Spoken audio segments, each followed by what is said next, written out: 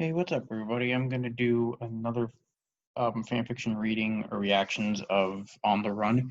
And for the record, I've noticed that a couple of the videos I posted about this chapter are very short. So what I'm gonna do is I'm probably gonna just read like 2 or 3 chapters of this in one video. It'll not only make the videos longer and probably more enticing, but it'll also save me a lot of time making 26 more videos about short chapters of this fanfiction. So let's start with this one. Chapter 5 of On the Run. Happy was flying as fast as possible to his and Natsu's house. He was crying. He couldn't believe that Lisanna would do that. He noticed that she wasn't the same when she came back from Edalus. He noticed how she would look, more like glare at Lucy. Once he even felt a cold chill run over him by the way she was staring at Natsu and Lucy from across the bar. She changed. When she died, he was devastated. He never believed that somebody could replace her as his mother. No one did. However, after meeting Lucy, he knew she was special. She was sweet and generous despite her weirdness, and Lucy held a special place in his heart. He saw how Natsu behaved around her. He'd never seen him so happy. He had never seen him. That's how it should be. And so outgoing towards somebody, nor so protective. He couldn't help it. But Lucy was more like a mother to him than Lisanna ever was. All she cared about was playing wife to a rather annoyed Natsu. Happy finally reached the home and burst through the window. Natsu, Lucy. That's the Japanese way. That's how Happy in the Japanese version of the voice. The Japanese dub says Lucy's name. I couldn't talk about that today for some reason. Where are you guys? We are in trouble. Natsu and Lucy walked out of their bedroom, all disheveled and groggy. They were abruptly woken up from their much-needed nap. What's wrong, Happy? Natsu yawned. Natsu, it's horrible. It's Lisanna. She drugged the guild and now she has everyone under her control. Only Loxus, Wendy, Kaju, Charlie, Lily, and Master are normal. Oh, Charlie is Carla for the record. I think that's one of the Japanese like sayings of it. Like they have a couple characters that have name changes like that. It's like Sharia and Risley. It's weird. And it's also kind of annoying. He immediately flew into Lucy's arms. Sorry about that tangent. What? Why would she do that? Lucy was in shock. Lucy, you're in danger. Lisanna wants to hurt you, Happy exclaimed. Natsu and Lucy were in shock. They just couldn't believe it. All of a sudden, they heard a knock at the door. Natsu sniffed who it was and silently instructed Lucy and Happy to go into the bedroom and hide. He went to the door and opened it. Before him stood distraught Lisanna. She was beat up. She looked up at Natsu with a hopeful look in her eyes. Natsu was horrible. She ran to his arm. Natsu gently pushed her away. He had an emotionless look. He was waiting for what she had to say. Natsu, I went over to Lucy's to see how she was since we got back from Crocus. She went crazy. She beat me up for no reason. She did this to me, she sobbed. Natsu was disgusted. How dare she? How dare she lie to him? There should be a question mark. There should be question marks on those couple of last sentences. He knew better, even if he wasn't with Lucy this whole time. He knew better than to believe that she was capable of something too heinous. I think she meant so heinous, like with an S instead of a T. He was quickly brought back to reality when Lisanna tried to kiss him. Whoa there, Lisanna. What the hell do you think you're doing? It was getting pretty hard for him at this point to keep his anger in check. Natsu, when will you realize your true feelings towards me? I know you love me. She gave him a seductive look while he wanted to hurl. Oh, he realized his true feelings for her all right. He never wanted to see her disgusting face ever again. Lisanna, how many times do I have to tell you that there is nothing going on, that nothing is going to happen between us? If you keep this up, you will only succeed in pushing me away. Anyways, you are hurt. You should head to the guild to get treatment. I will find Lucy and talk to her. He gently pushed her out the door. Once she was out of sight and couldn't detect her scent anymore, he rushed to the bedroom. He spotted Lucy on the floor, holding Happy to her chest, crying. Natsu, what happened to her?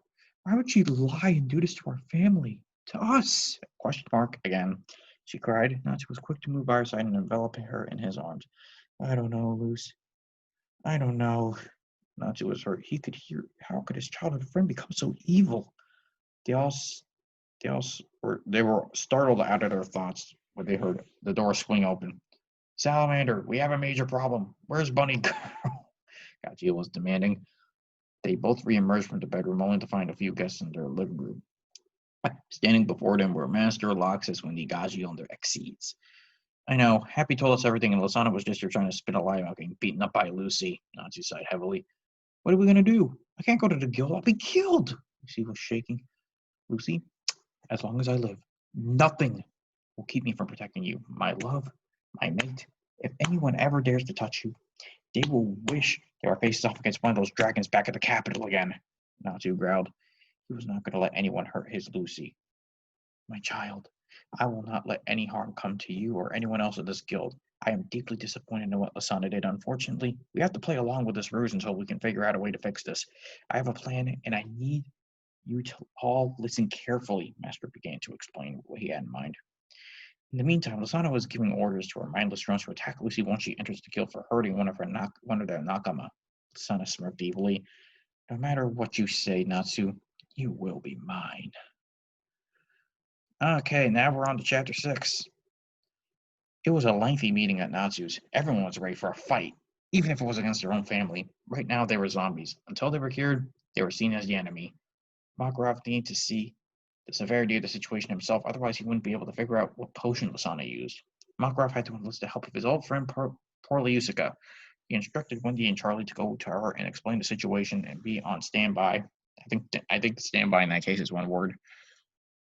Further instructions. Makarov was hell-bent on saving his brats, who knew what repercussions they all faced by unknowingly drinking that blasted potion. Makarov was heavily debating what to do with the once innocent animal soul takeover mage.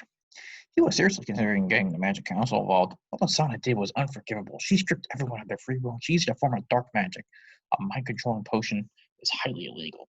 He couldn't help but wonder what happened to make her snap so badly and push her to such lengths. Of course, everyone knew she had a crush on Natsu, but everyone also knew that it was one-sided. Natsu never expressed any romantic interest in her, even in their childhood. He couldn't swallow how she went from an innocent crush to an unhealthy obsession. Natsu never expressed any interest in any of the female members of the guild. He all saw them as family. All that changed when he brought the beautiful celestial mage with him all those years ago. Makarov knew that she was his mate. Really? That's very weird. He knew all about dragon slayers and mating. He was an old pervert after all. Okay, that's something I really could have gone my whole life without knowing, but thanks. It also pained him to see both Gaji and Loxus in such pain. It was clear as day that they were both fond of their mates, but had yet to claim them. It was heart-wrenching to see them suffer for their loved ones.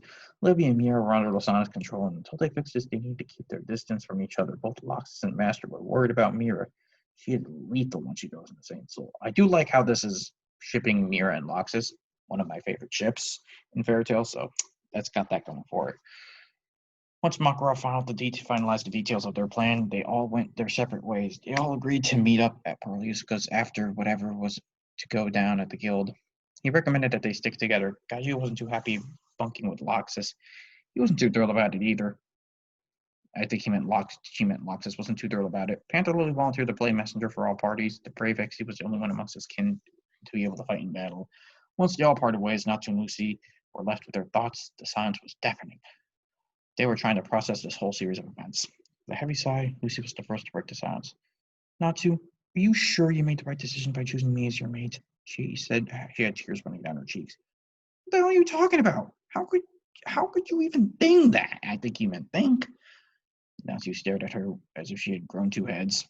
I love you so much, Natsu, but look what happened. Lisanna's lost her mind, and I can't help but feel response. Natsu smashed his lips against hers to cut her off.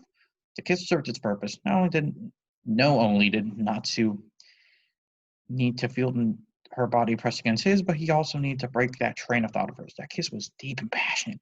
She couldn't help but run her hands through his silk locks. She gasped when he began to nibble over her plump lower lip. This gave Natsu the opportunity to shove his tongue in her mouth.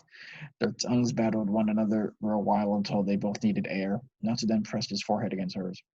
Don't you ever say that again. Do you hear me? Ever again? Do you hear me? I mean, that sounds so much more threatening than it probably was supposed to be. You are the one I love. The only one I will ever love, and that will never change. None of this is your fault. This is all Lisanna's fault. It's about time she knows the meaning of no! Natsu's tone was low and serious. Lucy, I've said it once, and I will say it again. I will protect you with every fiber I'm not sure if that's how you spell fiber in this case. I've seen it spelled like that, but I don't know. I prefer Fiber. I will protect you with every fiber of my being. You are mine, and nobody steals from a dragon. Natsu growled, his eyes momentarily flickered red. Lucy just nodded in agreement. Natsu refused to allow this gloomy mood to continue on. He noticed that Happy had fallen asleep on the couch, curled up into a ball. Natsu picked up his bride and carried her into their bedroom. Before they settled in for the night, Lucy decided to summon Loki and Crux. Lucy explained to them what was going on. Loki had a solemn look on his face. He couldn't fathom what had gotten into Lisanna. Crux returned to the spirit world to do some research in hopes that this all could be resolved as quickly as possible. Loki stayed behind for a bit. I sensed your distress. I just couldn't believe it. Natsu, now that you have made it with Lucy, you are able to summon us anytime you need it, even though you're not a celestial mage. Yeah, we know? I think that was kind of already told to us in a previous chapter. Loki went on to explain what mating meant for celestial mages, much to Lucy's embarrassment. Natsu and Loki agreed that he would take Lucy with him to the spirit world. If her life weren't put in any danger at the guild tomorrow, he would take her to Pearl Yusuka to meet up with the rest. They both ignored her protests. Before leaving, Loki informed her that he would notify the other spirits and the Spirit King of the situation. This way they could walk freely between the worlds in case they need to intervene in any way at the guild. After bidding their adieus, Natsu and Lucy settled in for the night, not before distracting themselves a bit before sleep finally claimed them. No one knew what tomorrow held. Well, those were 2 chapters of On the Run, and next time we're going to go to the 7th chapter. This was a bit longer than I expected, honestly. I think this person's making the chapters a bit longer. But feel free to like, comment, subscribe, and share the video if you liked it. Look at the other videos of this series. And until then, I'm the Friendly Weirdo. And remember, stay beautiful, because I'm certainly not going